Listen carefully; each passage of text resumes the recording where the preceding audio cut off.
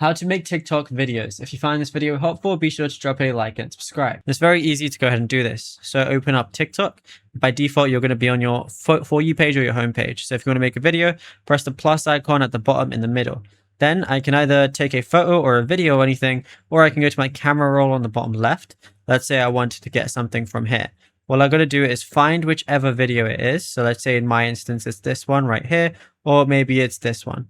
Go ahead and then just press next, and it's going to look like this for me. Now you have a lot of different options that you could go ahead and do, like edit, templates, text, stickers, effects, filters, and different things like that. If I want to go ahead and cut some of the edit, all I got to do is press that, and then it brings me to like this little editing tool right here. So I can go ahead and like reduce the length of it or anything like that if I want to. Then I can change the speed of it or delete or anything like that. Then go ahead and press this arrow.